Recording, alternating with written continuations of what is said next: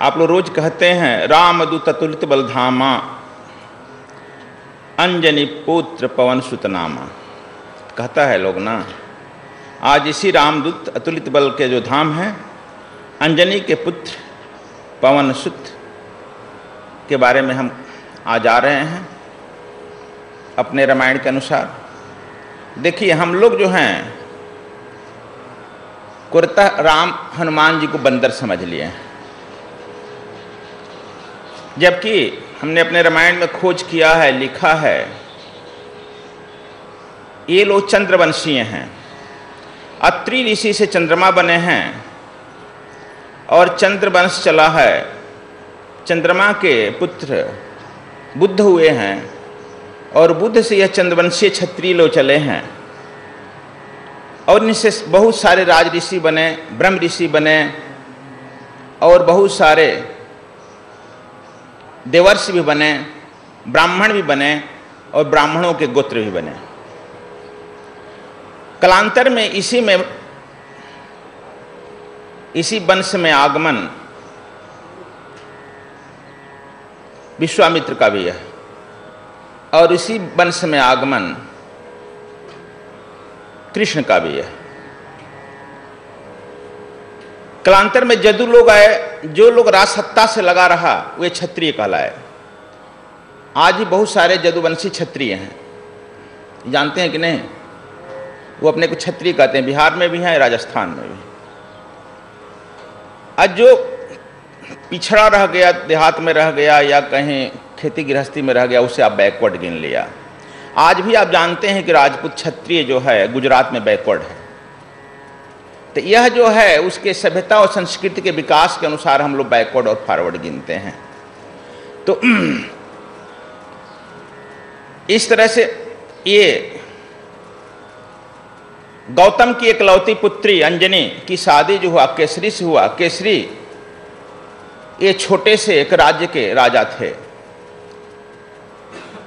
और ये भी चंद्रवंशीय थे और उस अंजनी से उत्पत्ति हुआ है हनुमान जी का।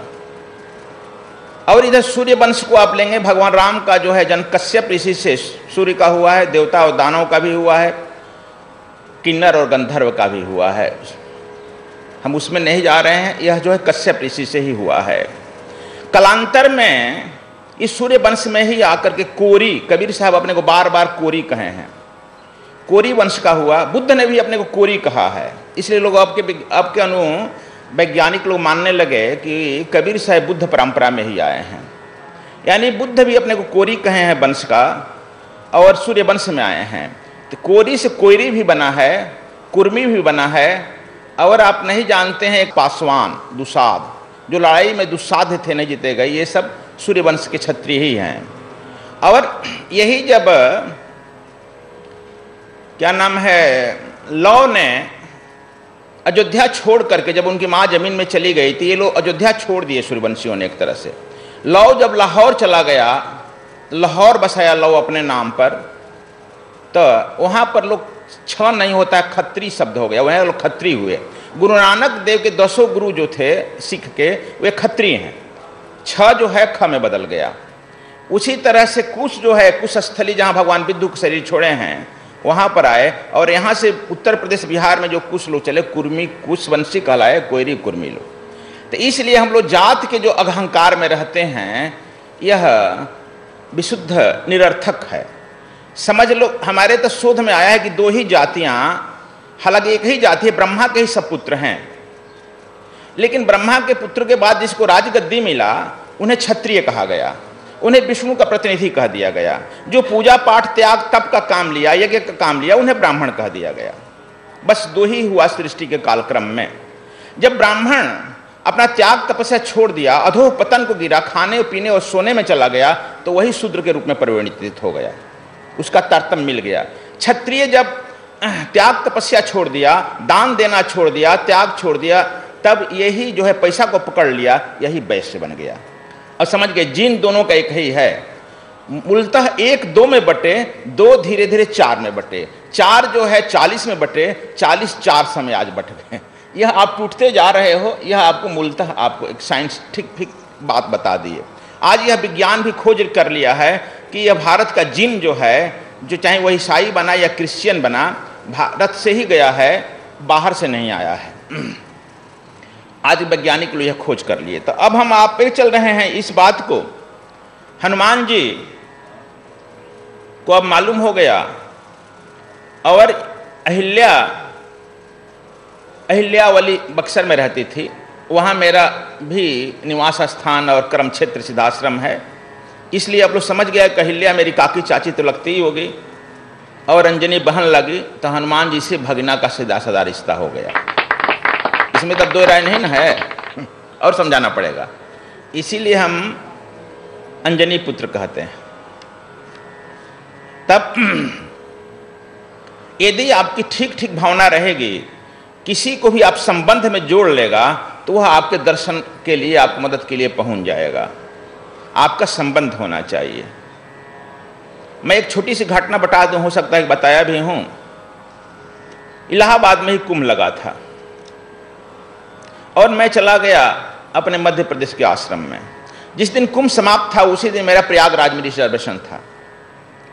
मैं आया तो इलाहाबाद प्रयाग, उधर से आने में पुल नहीं है, वो गंगा ब्रिज, वहीं बस रुक दिएगा उसके पहले ही। अब उतना दूर पैदल जाने में गाड़ी तो छूट गई। 7 बजे शायद खुलती है प्रयागराज, 9:30 बजे खुलती है।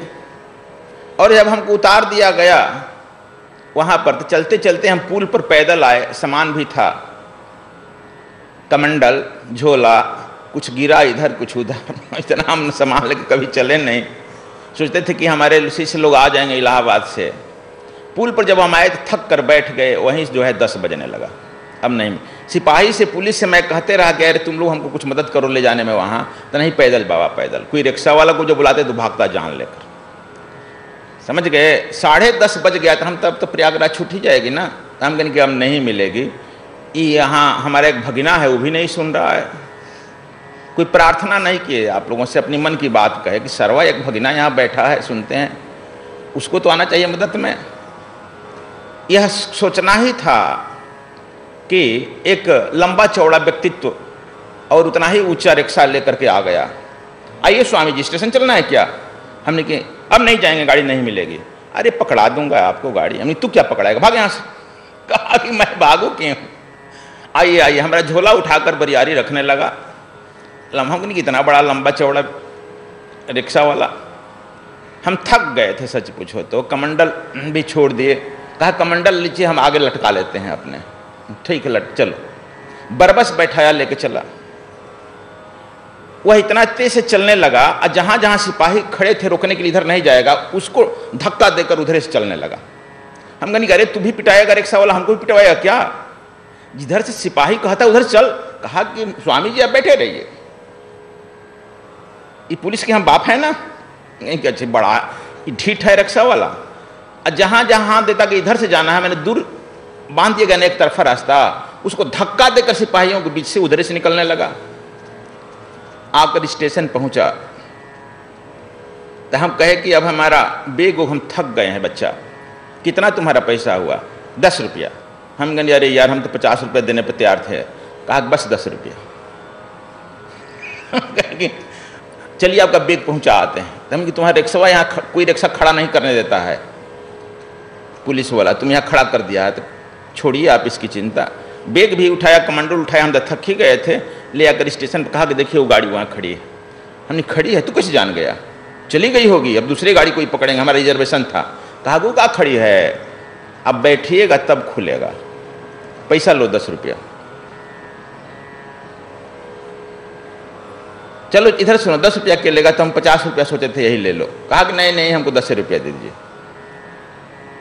10 रुपया दे दिए। डब्बा खोजते खोजते जब हम आए, अंगद देव शायद उसमें बैठा था, बट हमारा भी भर गया था इस बर्थ। आए थे, पुलिस वाला हटाया किसी तरह से, मैं बैठा थक करके। कहा खाना हम नहीं करे यार, अब तो हमको किसी तरह से बर्थ खाली कराओ, हम सोए। और देखो तो ही पैसा दिए हैं हम उसको, पॉकेट में खुदरा हम तो कम ही रखते हैं। 100 रुपया था, उसमें से 10 रुपया दिए हैं। तो कहा कि तो 110 रुपया है अंगद, 110 रुपया। 10 रुपया दिए और 10 रुपया जुट भी गया। ठीक से देखो। तब कहा क्या बात है, अरे यार ये तो हमारा भगिनवा इसका मतलब था ना। अब सोच रहे हैं कि वो भगिना था, रिक्शा पर ले आया भी, पैसा भी नहीं लिया मामा से और पहुंचा गया गाड़ी पर। ज्यों ही हम बर्थ पर अपना बिस्तर बिछाए सोए, गाड़ी छुल गई, प्रयागराज खुल गई। तो देखो, यदि हम सत्य स्नेह लेकर चलें, चाहे तो डांटो या गाली दो, इन लोगों को न तुम्हारे प्रार्थना से अपने बड़ाई के लिए बहुत आकांक्षाएं हैं, न ही तुम्हारे गाली से बहुत उदास हो जाने वाले हैं।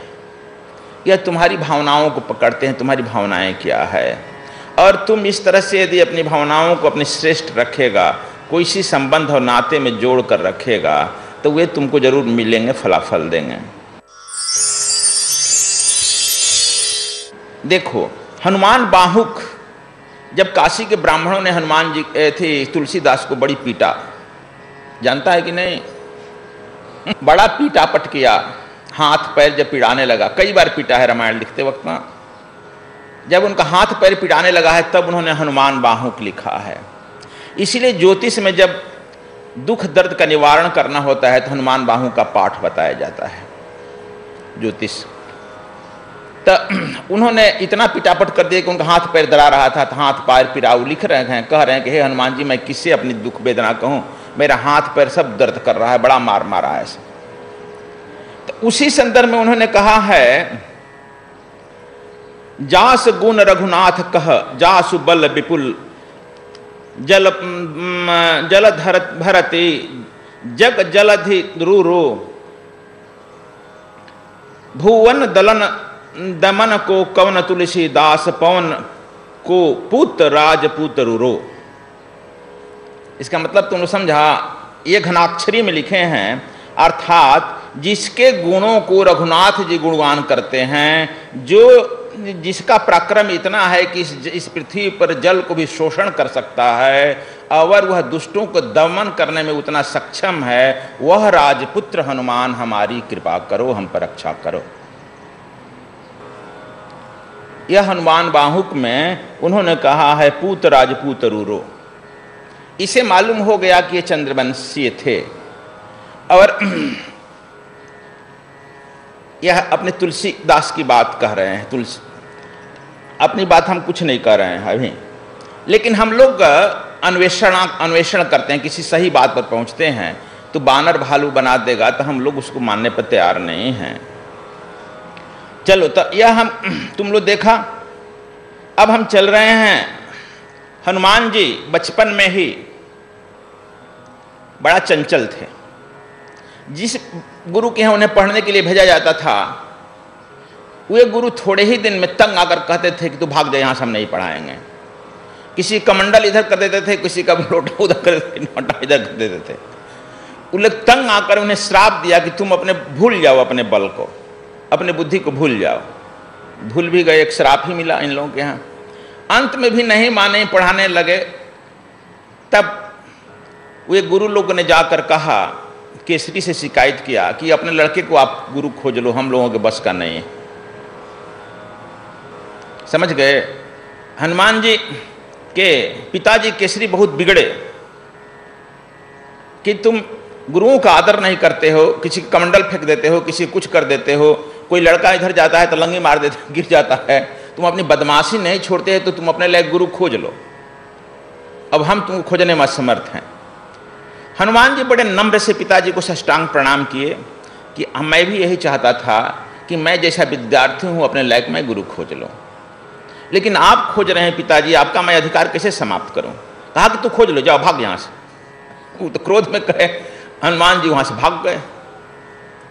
भागकर सीधे धरती पर नहीं गए, सूर्य के यहाँ पहुंच गए। सब लोग बड़ा हंगामा हुआ,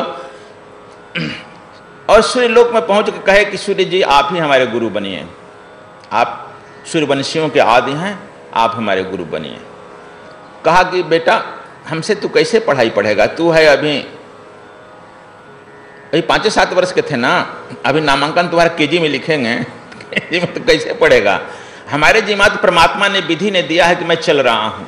यदि मैं जिस दिन तुम्हारे तरह पढ़ाने के लिए आराम करने लगूं तो सृष्टि का चक्र रुक जाएगा बेटा ना, इसलिए मैं परवश हूँ, मैं रुक नहीं सकता। सकता हूं।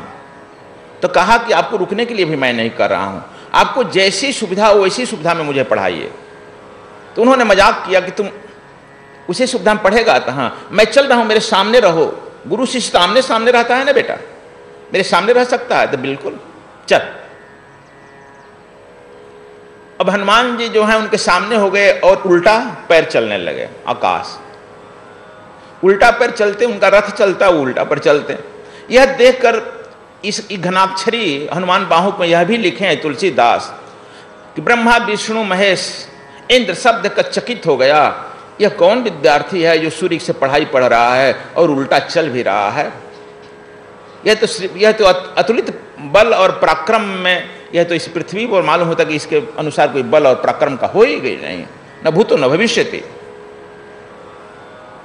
इंद्र ने कहा कि इस पर वार करें, एक बार यह किया था तो हमने फिर किया था, लेकिन ब्रह्मा ने कहा कि तुम सब पर वारे करना चाहते हो, सब तुम्हारी ही गद्दी छीनने वाला है। वह अतुलित बलवान है, वह विद्या पढ़ रहा है, गुरु के सानिध्य में है। तुम जानते नहीं हो, गुरु के सानिध्य में जो कोई भी रहता है, चाहे उसका गुरु जैसा हो, उस पर कोई वार करता है, वह वार लौट करके तुम्हारे ऊपर पड़ जाएगा। इसलिए ऐसी धृष्टता मत करो। ब्रह्मा जी के समझाने पर इंद्र जी चुप लगा गए। इसके बाद वे अपना पढ़ाई पढ़े। वहां सद्गुरु स्वामी कृष्णायन जी महाराज का उत्तर प्रदेश कार्यक्रम। सद्गुरु स्वामी कृष्णायन जी महाराज 18 से 23 जनवरी 2015 तक इलाहाबाद माघ मेला में उपस्थित रहेंगे। यहाँ सत्संग और ध्यान योग का कार्यक्रम चल सकता है। अधिक जानकारी के लिए संपर्क करें आचार्य जनेश्वर स्वामी 098 39 64 5310। सद्विप्र समाज सेवा चाल चरित्र चिंतन के धनी विशेष प्रज्ञावान व्यक्तियों का संगठन है, जिनमें शूद्रोचित, वैश्योचित, क्षत्रियोचित और ब्राह्मणोचित सभी गुणों का समावेश है। सद्गुरु स्वामी कृष्णायन जी महाराज के आशीर्वाद से सद्विप्र समाज सेवा राष्ट्रीय और अंतर्राष्ट्रीय स्तर पर आत्ममोक्ष हेतु साधना और जगत हित हेतु निष्काम कर्म में प्रयासरत है। पृथ्वी एक, सूर्य एक, फिर धर्म कैसे अनेक। वर्तमान समाज में जाति, पंथ, संप्रदाय, आर्थिक संपन्नता और रंग रूप के आधार पर फैली भेदभाव की मानसिकता का रूपांतरण कर सद्विप्र समाज सेवा संपूर्ण मानवता को ईश्वर से जोड़ने का कार्य कर रही है। सद्गुरुधाम आश्रम में दिव्य गुप्त विज्ञान, तांडव, शिव कीर्तन, स्वरोदय साधना, चरम निर्देश, त्राटक और कुंडलिनी जागरण के माध्यम से आध्यात्मिक जागृति का कार्य निरंतर हो रहा है। विश्व में सामाजिक और आध्यात्मिक क्रांति लाने के लिए सद्विप्र समाज सेवा विश्व की सद्वृत्तियों का आवाहन कर रहा है। विश्व के नव सद्विप्रों एक हो, जाति पाति से रिश्ता तोड़ो, भाई से भाई का नाता जोड़ो। अधिक जानकारी के लिए संपर्क करें सद्गुरु धाम आश्रम H243 कुंवर सिंह नगर, नीलोठी मोड़, नांगलोई, दिल्ली 098 68 88 68 30 098 18 01 9199।